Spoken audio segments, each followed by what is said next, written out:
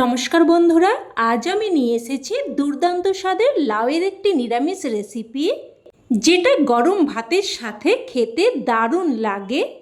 আর এটা একদমই অল্প তেল মশলায় আর খুবই কম সময়ে তৈরিও হয়ে যায়।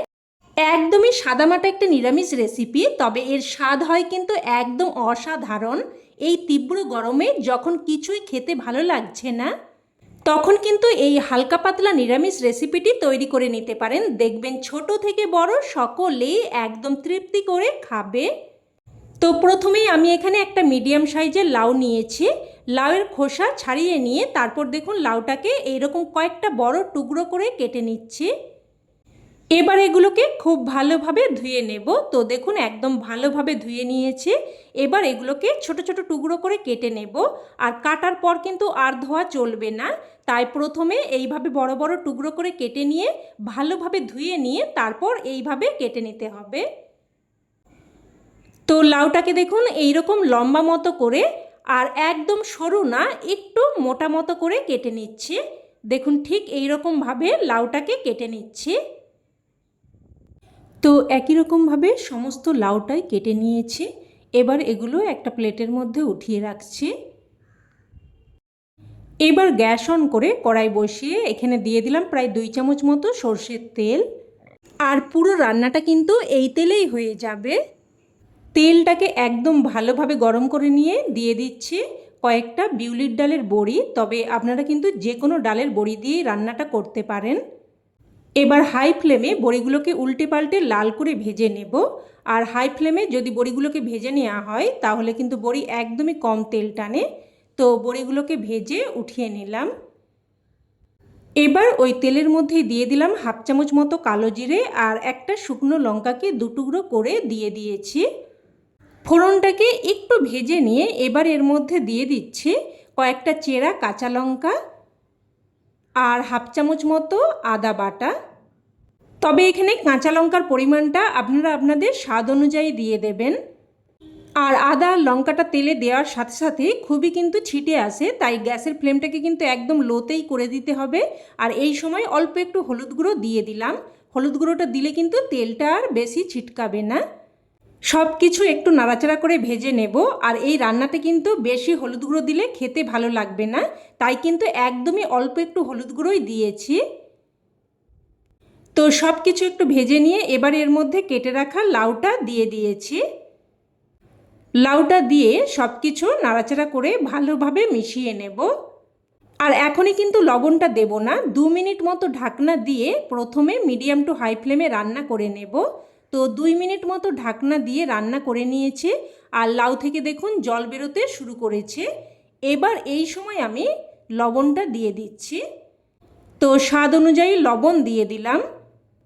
লবণটা দিয়ে মিশিয়ে নিয়ে এবার আবারও একটা ঢাকনা দিয়ে প্রায় কিন্তু 3 থেকে 4 মিনিট মতো মিডিয়াম ফ্লেমে রান্না করে নেব। এতে করে লাউ থেকে কিন্তু যা জল বেরোনোর বেরিয়ে যাবে।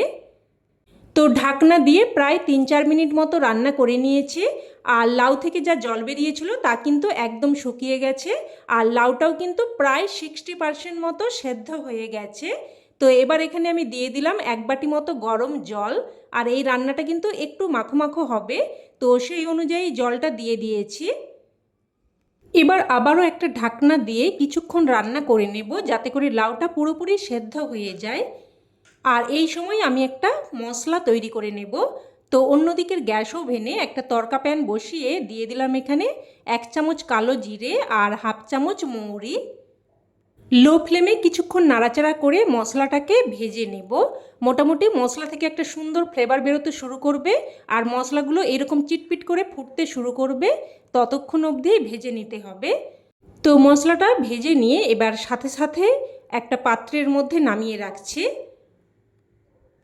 মশলাটা একটু ঠান্ডা করে নিয়ে তারপর দেখুন মশলাটাকে আমি গুঁড়ো করে নিয়েছি।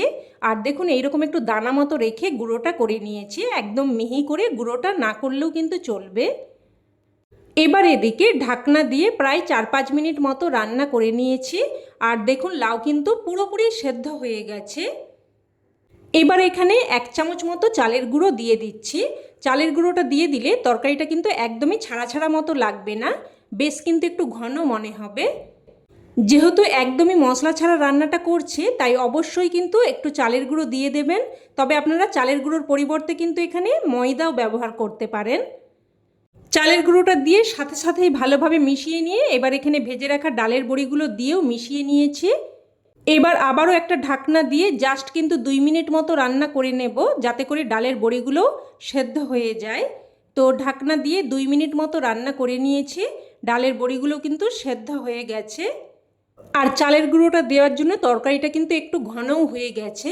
তো এবার এখানে ভেজে রাখা মশলাটা দিয়ে দিলাম, আর সাথে স্বাদের ব্যালেন্সের জন্য অল্প একটু চিনিও দিয়ে দিলাম। ভাজা মশলা আর চিনিটা দিয়ে ভালোভাবে মিশিয়ে নেব। আর বন্ধুরা, এই ভাজা মশলাটা দেওয়ার সাথে সাথেই কিন্তু একটা সুন্দর ফ্লেভার বেরোতে শুরু করেছে। আপনারা যখন এই রান্নাটা করবেন তখন এটা ফিল করতে পারবেন। এই ভাজা মশলাই কিন্তু এই রান্নার স্বাদে একদম অন্য মাত্রা এনে দেবে। তো এবার এখানে সবশেষে কিছু কুচানো ধনেপাতা দিয়ে ভালোভাবে মিশিয়ে নিলাম। এবার গ্যাসের ফ্লেম বন্ধ করে একটা ঢাকনা দিয়ে স্ট্যান্ডিং টাইমে রেখে দিলেই রান্না কিন্তু একদম তৈরি।